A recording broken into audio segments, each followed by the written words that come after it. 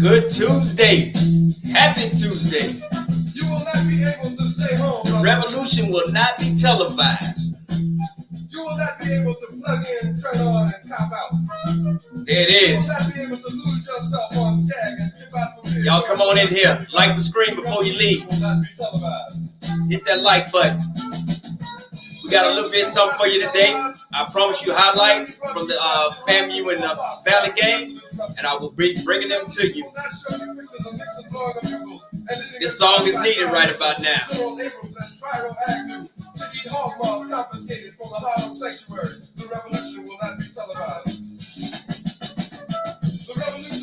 You already know what I'm about to show you. It's a little black known Swac fact, and you already know that it's Soul Bowl weekend. I got a little bit for the Soul Bowl that we're going to talk a little bit about. I will be broadcasting the Soul Bowl live this Saturday. So come on up in here and join me Saturday for the Soul Bowl. But before we get into the Soul Bowl and the highlights, you know I got to bring you a little black known Swac fact. And this little black known Swac fact is one of the brothers that was in the trenches from Bethune-Cookman, Larry Little, Hall of Fame class of 1993. This man was a true gangster on the line.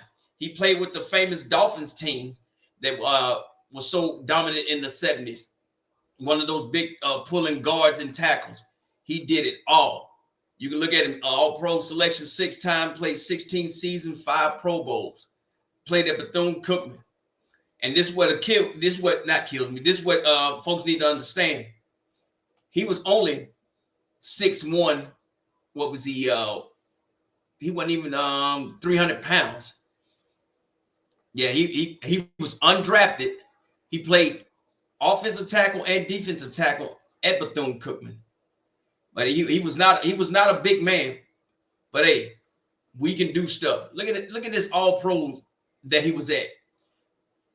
Look at them years that he spent all-pro, man. He helped Miami in that ground game. Larry Zonk and all them folks back there. You know, these SWAC players, like I tell you, these SWAC players, HBCU players in general, frame how the NFL is. I will keep saying that. Now, I got a little video for him, and then we're going to get into the Valley highlights. And I am ONG, and this is the ONG SWAC Sports Network.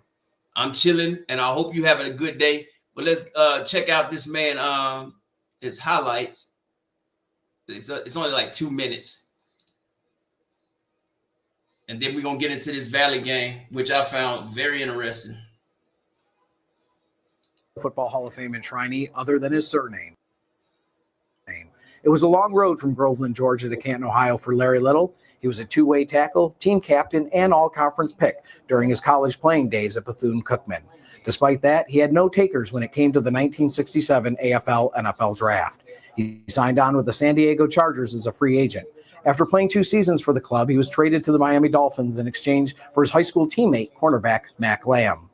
Little was given an opportunity with the upstart Dolphins and almost immediately developed into one of the league's premier offensive linemen. Miami's teams of the early 70s dominated the NFL with a run-oriented offense. Leading the way from his right guard spot was Larry Little. Although equally effective on the pass and the run, he was especially noted for leading the way for Miami's powerful sweeps. Larry was a lead man for the run as the Dolphins racked up a then-record 2,960 yards on the ground during its undefeated season in 1972. He started at right guard in 3 straight Super Bowls for Miami, including back-to-back victories in Super Bowls 7 and 8. Little was selected as a first-team All-Pro 6 times from 1971 to 1977 and voted to 1 AFL All-Star game and 4 Pro Bowls during his career. He was recognized as a member of the NFL's All-Decade Team of the 1970s. Then on July 31st, 1993, he was granted his sport's most coveted honor when he was enshrined into the Pro Football Hall of Fame. At the time, he was just the 3rd player who spent his career exclusively at guard to enter the Hall of Fame. Today, he currently remains as just one of 14 men with bronze busts in Canton who entered pro ball as an undrafted free agent. In his own words, he once stated, "I came in the back door and I want to go out the front door as a winner." That he did. From undrafted free agent to Hall of Famer. That's the story of Larry Little. And there are your 2 minutes of pro football history presented by the Pro Football Hall of Fame. There you go. That's Mr. Larry Little. Salute and much respect.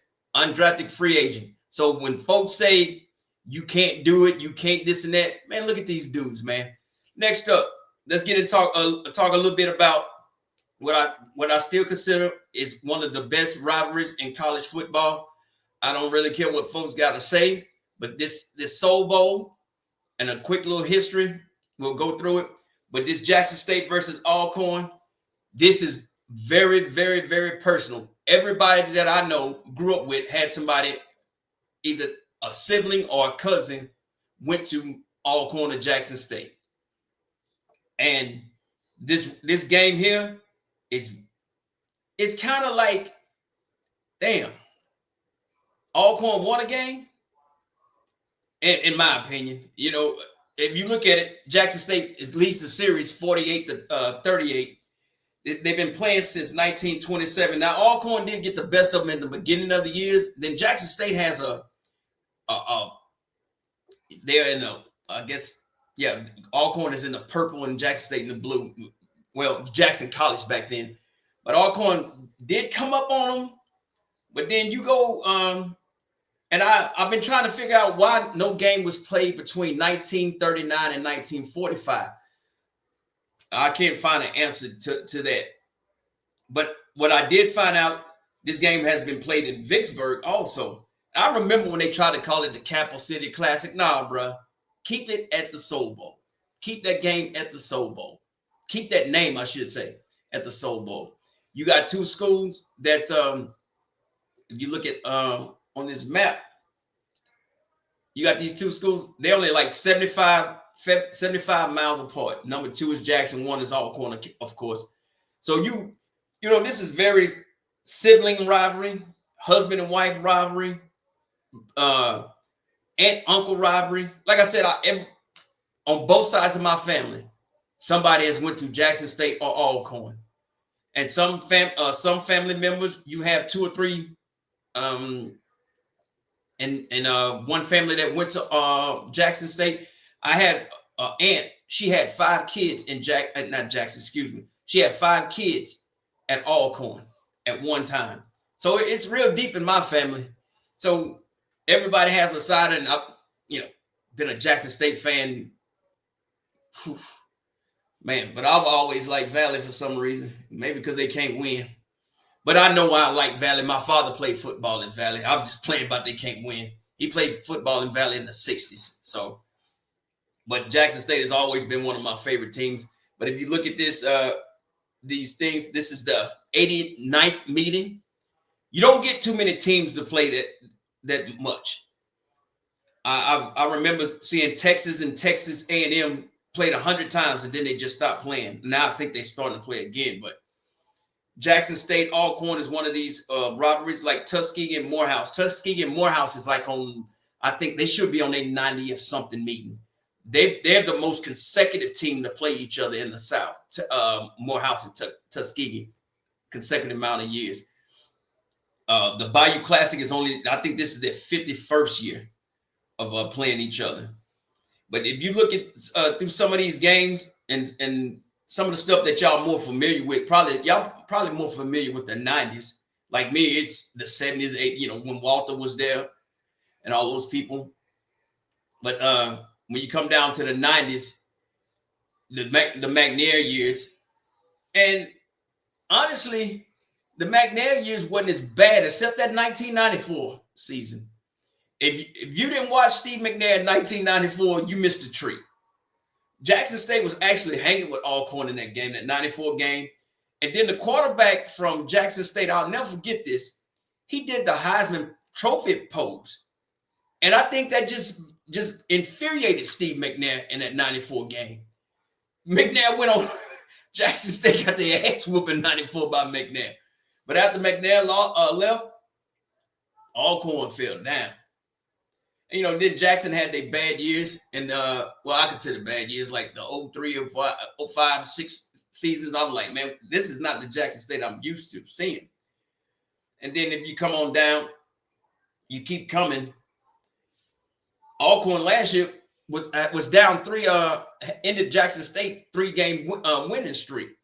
And now this year they're playing in Lorman. And with Jackson State missing 7 players, I'm pretty sure Alcorn wants to beat them. I mean, it's an in-state rivalry.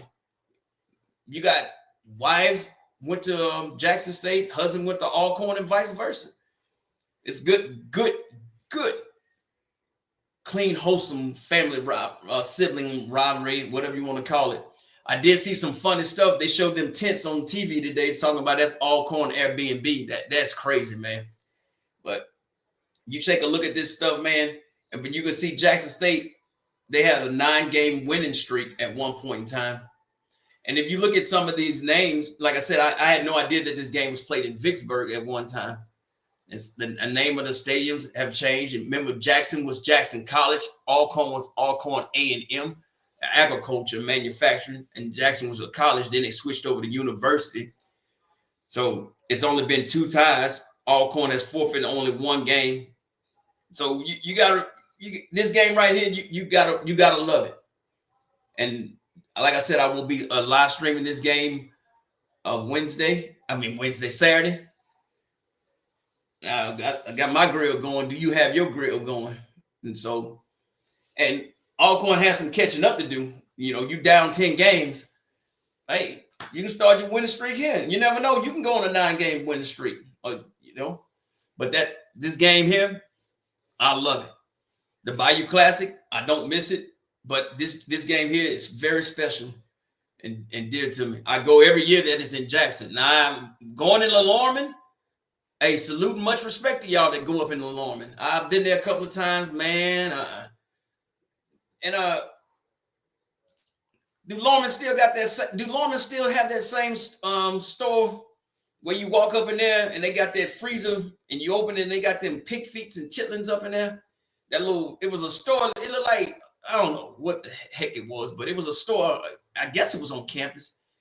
I don't know what the name of that store was, but I opened that freezer and there was a bunch of pig feet and chitlins in there. I was scared as hell. I'm from the city. But anyway, all right, let's check out my good old Southern. Where's it at? Check out a little highlight from Southern.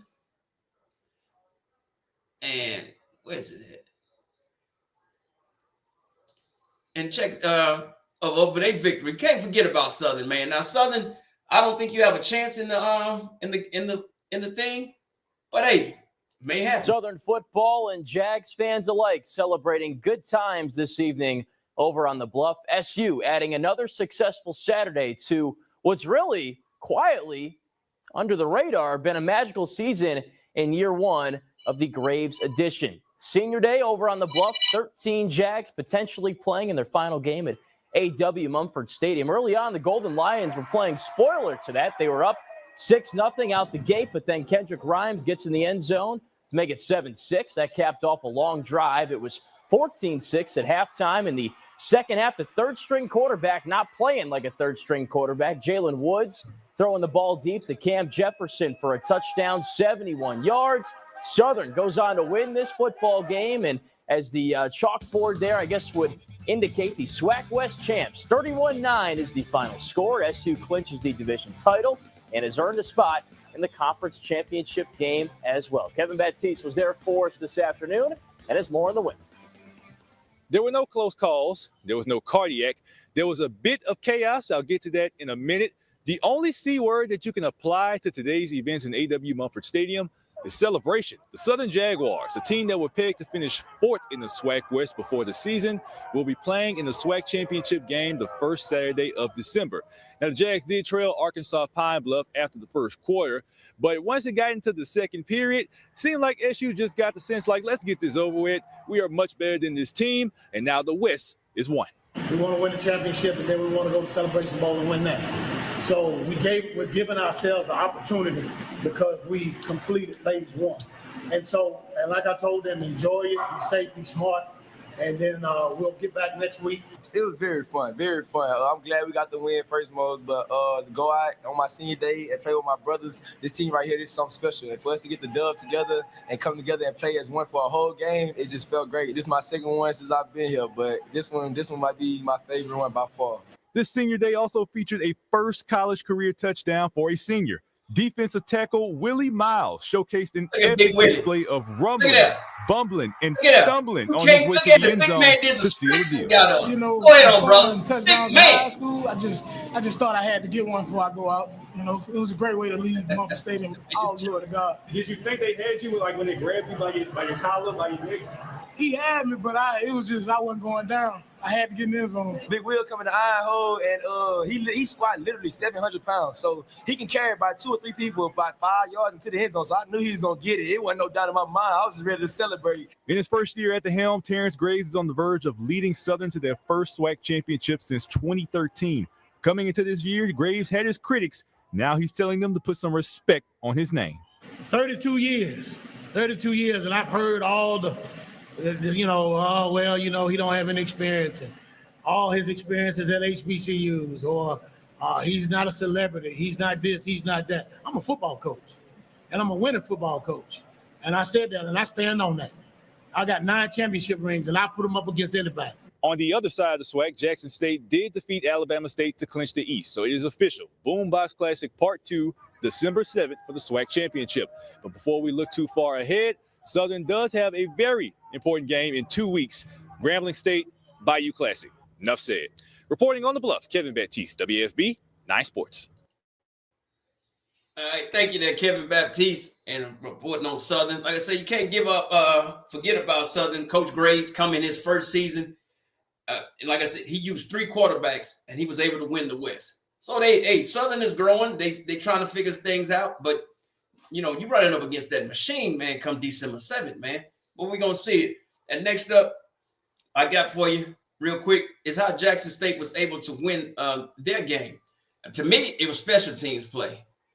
So, but this but this is the play that I want folks to focus on and really look at. This is this is the safety. I want to blow this up and take not too much time, but this is them at the 4-yard line. All right. That was the punt. They showing what was going on right there, but they got the ball. You 2-minute offense. You are in your back end zone. Basically, you're at the 4-yard line. You got a quarterback that's your 5th string quarterback. What do you think the defense is going to do to you? They're going to put pressure on you. So I don't think that this was a bad play call. I think it was just not for the right personnel.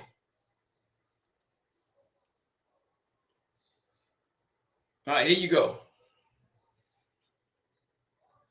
All right. Now, you got him in shotgun. Let me stop it right there. You got a 4-down lineman. You actually have help on your left side. Your pressure is going to come from the left. Well, I mean, our right, should say. Now, this defensive end right here, this man shot out of there like a cannon. Watch him take out this double team. You ain't play action fake ain't gonna work down there. Now you see how he's taking on 2 blockers. Then your offensive tackle right here, they worried about big man. This outside linebacker comes through, and this is what happens. See, looks like he's untouched because these guys worried about here. See, he's untouched. But if you look at the double team, this defensive end blew past both of them. He blew them up. He was going down. Either the defensive end or the linebacker was going to get him.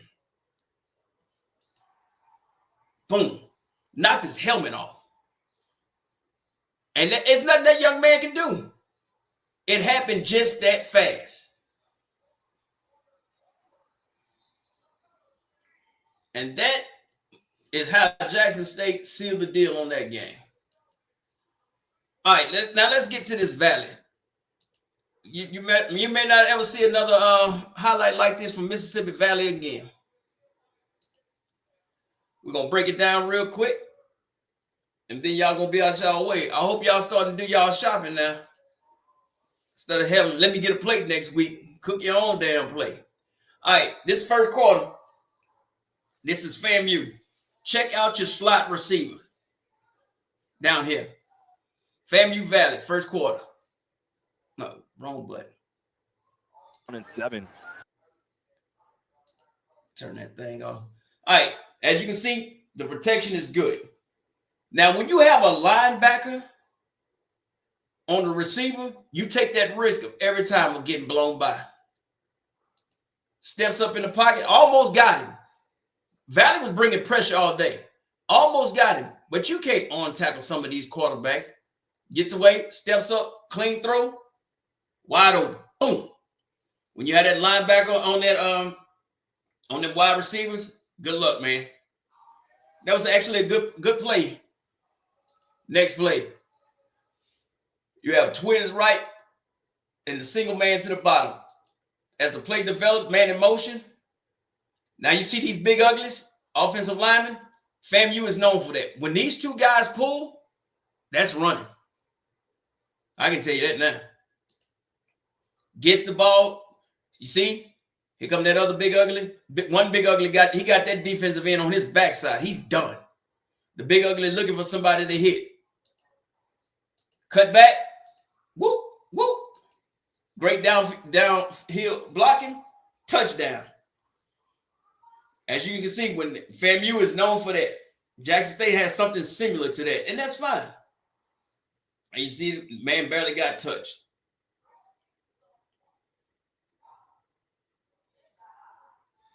Next play, highlight. Let them go. They trying to bull rush them. They coming through. Boom. Look at that. He took out the quarterback and his protection. Put him on the ground. Like I say, Valley was bringing pressure like that to Jackson State also. But, you know, hey, Jackson State figured it out. FAMU never figured it out. Punt. Now, you know if it's a special team, if a punt is being shown, something has to happen. Either they're going to return it for a touchdown or the punter himself going to fumble the snap. And I can tell you now, this punter here, boy, oops. I'm surprised they didn't call Valley for kicking that ball. But he didn't kick it, but it hit his feet.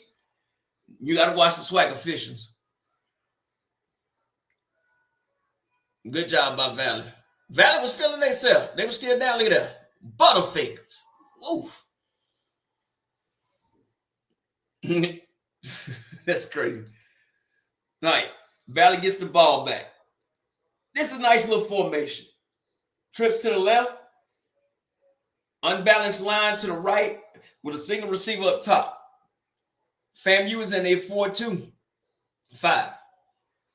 Motion man. Nobody went with the motion man. Why you ain't go with the motion man? Screen. One of the most effective plays if it's ran right. That's a screen, right? He's going to catch the ball. Now you got two blockers. Takes him. You get over 10 yards for that. This man, he's going to have to hightail it and try to catch him. What I tell you, look at the blocking scheme.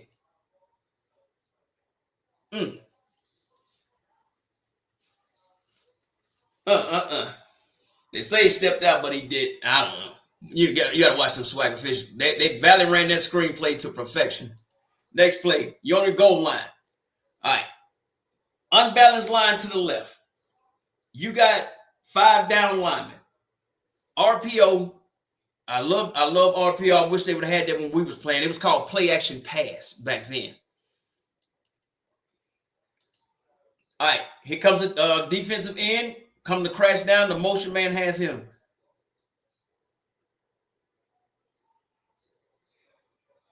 The motion man missed the block, really. Now, this play right here should have been blown up. But guess what happened? Boom. Ran right up the middle. That defensive end, after he beat the motion man, he didn't know which player to take. RPO. Look at that. Right up the middle. FAMU has the ball.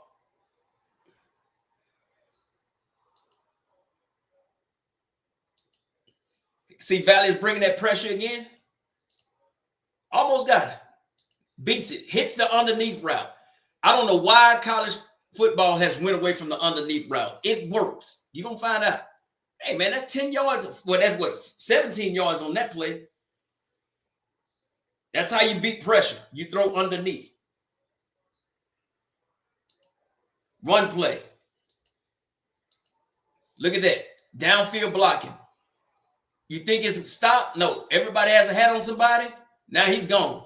One man to beat. If he could beat that man, that would have been a touchdown. Still good run.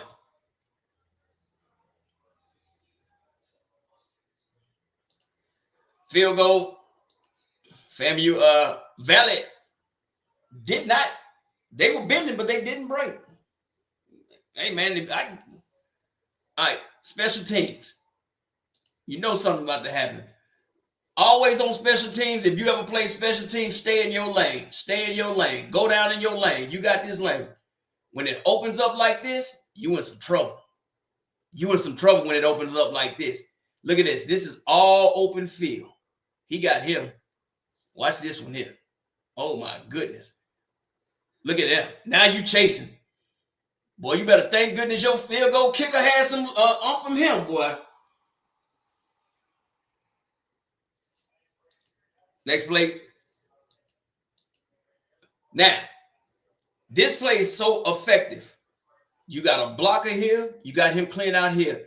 This man is underneath. He's wide open. He sees it automatically already. If he turned, well, if he looked the other way, this man was open too. But you have two open people. Now, remember what I told you? That block. That block, man. If your wide receivers are blocking like this, man, you deserve it. Whoop. Whoop. Whoop. Man, that's 10 yards, man. See, he pointed at his wide receiver. He said, thank you for that block. Just a little bit. Next. This is where FAMU really struggled. But, yeah, I believe this is the screen. I mean, the slant. Cornerback. As playing corner, you'll see it on the replay, but as playing corner, we were always taught, never let that wide receiver get inside. Force him outside. I guess, things have changed. Let it go. See, he's beat already. Little hand fight, but he's beat. But look where that quarterback throws the ball. High points. Look where that wide receiver is. That's why I say you take away that inside route from him. You behind him riding on his back now. And this ball is thrown high enough. Nobody on that offensive line, on the defensive line has their hand up. Even though the ball was thrown high, but look at that. Look where that ball is thrown. You high point that ball right there. Touchdown all day, man.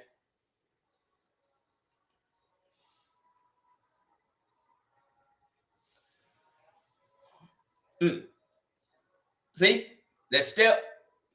Once he got that step on you, but if you position yourself to the inside, force him outside, make him throw that fade. I can recover from that. But this play right here, look, he's wide open. See, the ball is in the air. Look where the defender is. The defender is riding his back now. Nobody has their hands up. I don't know if they could have tipped. Maybe they could have tipped the ball. I don't know. But nobody has their hands up. This is an easy touchdown on a slant. Old school football. High point the ball, you catch it. The Delta Devils are winning. That's when folks started getting nervous. All right. The funky bunch formation. That's what I call it. This is basically trips left. It looks more unbalanced, but this is trips left, single to the right. Another RPO coming out of here. Now, like I said, look, now they pull it. This is a toss play. Look, when you have big men like that looking for somebody to hit, that's good. Wide receivers engage. It's going for a long run. See?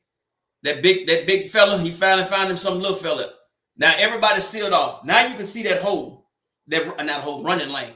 That running lane is there. Look at your lineman downfield looking for somebody to hit. This is a good running play by FAMU. They get bounce off a tackle, and little do you know, he gone. He could go. No.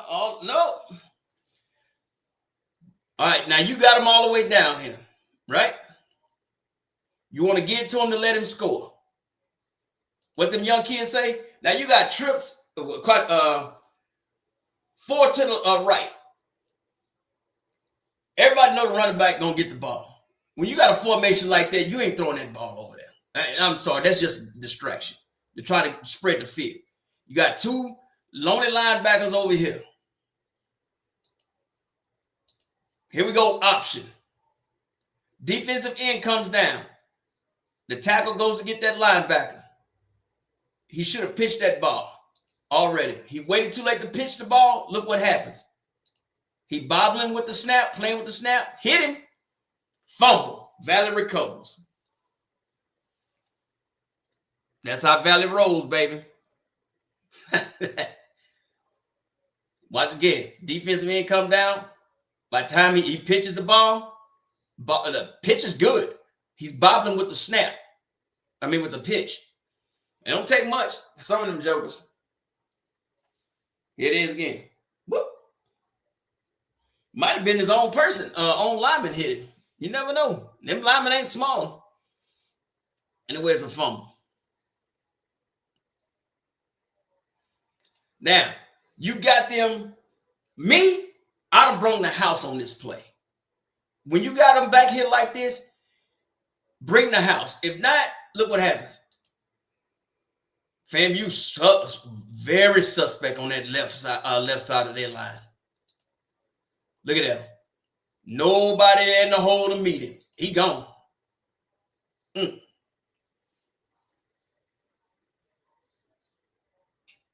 have ran that ball. RPO. That's a big quarterback that they have. That's just pure running.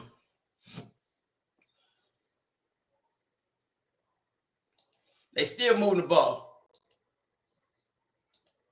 All you need is just a little time. Look how clean that pocket is.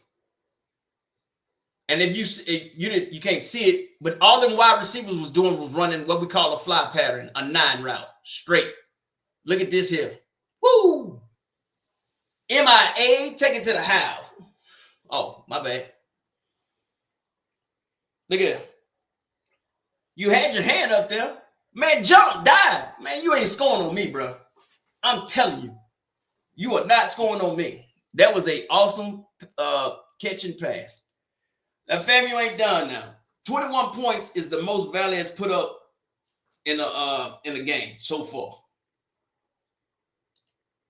Look at that. What are these linemen doing? What are they looking for? It's like they having a conference while their quarterback is about to get the brakes beat off of him. Look at this. You got two linemen looking at him, the running back looking at him. This guy playing with this guy. And look at your quarterback. Somebody missed the assignment. Maybe the play was called wrong. That had to hurt, man.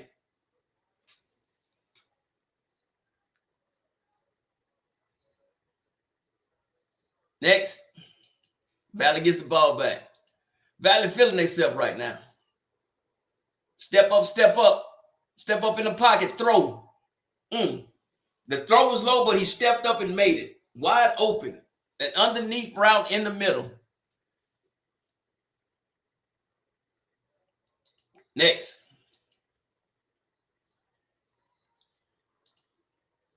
Now, this man was wide open. If he would have hit it, he was looking at him. But look at this guy and where's anybody around him. You call him safety valve, whatever you want to call him. This was third and 3. I'm glad I had that. 3rd and 3. This man is that man could have, he could have walked the goddamn Valley and got that first down. Blown assignment.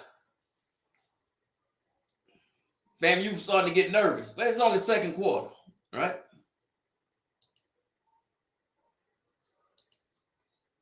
Wide open again. Underneath is open. Also, this man, I guess he said, oh, okay, he beat me underneath. I'm going to look at him. You've got the man behind you, or you thinking that you have some help in this over this at the safety position. Nope. Ooh. Great pass and better catch.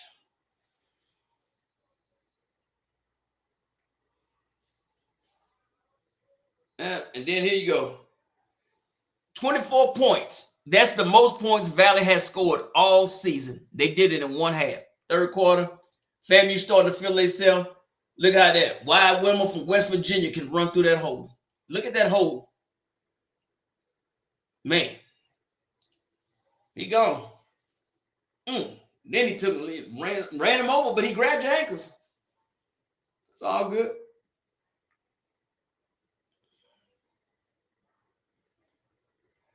FAMU with them field goals. We give them back. That's fine. Field goals, hey man. I'd rather take the 3 than that some of that crazy stuff. I don't know if you okay. Now this when FAMU had them spread out pretty good. Play action pass, screen play. Now, this screenplay worked damn near perfection. Once again, got him.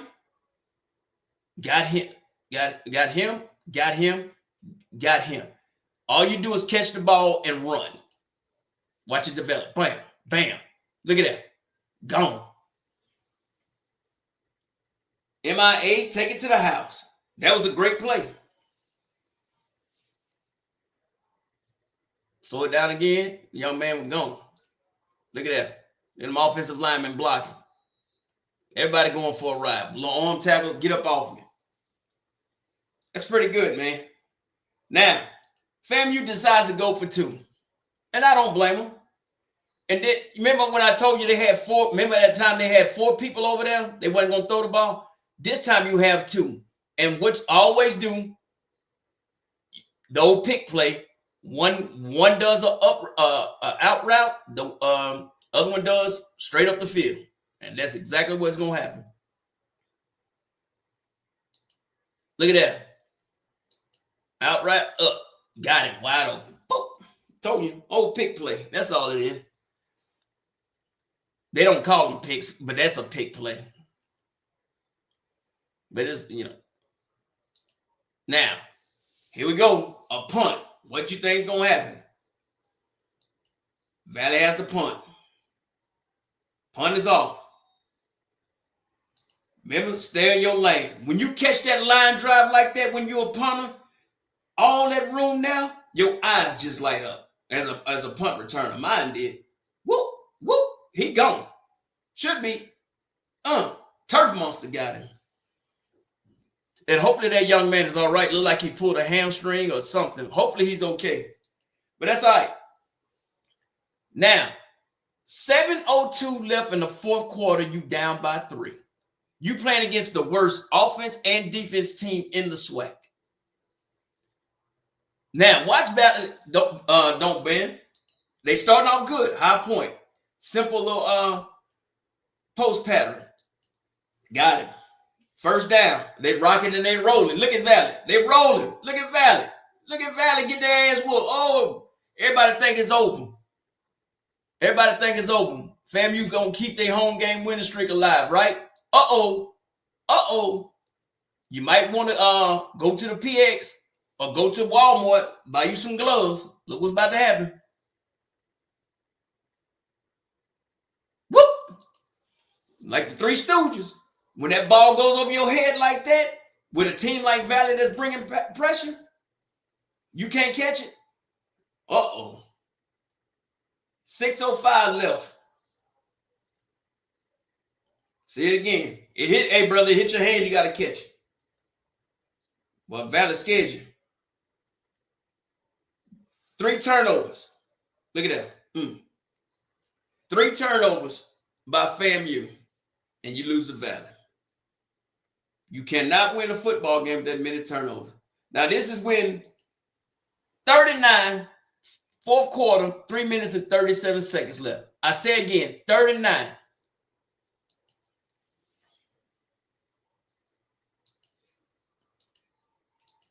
Look. Everybody running. Wide open. Look at that. What I tell you, underneath. Now, this is where you becoming an athlete and a playmaker comes into it.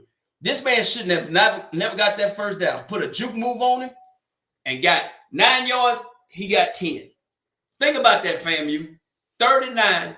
Valley picks up 10 yards on you. Underneath route. See him? Slip underneath. Now, one-on-one move. Oof. He didn't get really juked out his shoes, but yeah. And that was the ball game right there.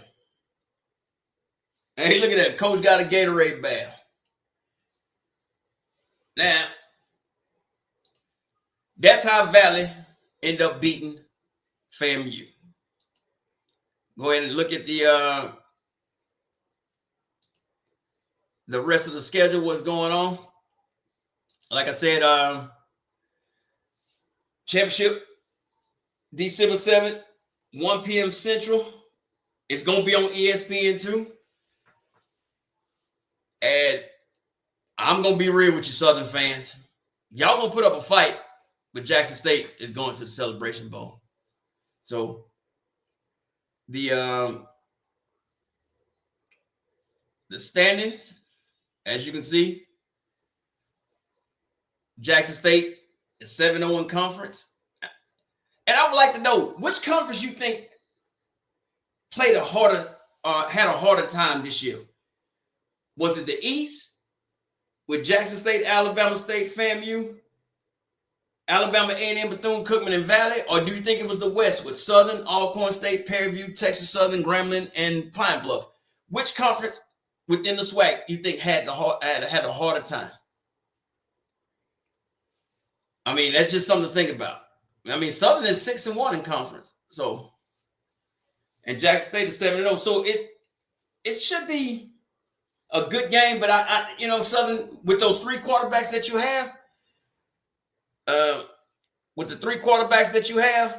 playing a defense like Jackson State, you see what they did to the poor young kid at Alabama State, who I think he played pretty good. But that's all I have for y'all tonight. We spent almost an hour on here. And I will see y'all again Saturday for the Soul Bowl. Until then, y'all have a good night, and I will holler at y'all later. Make sure you like the screen.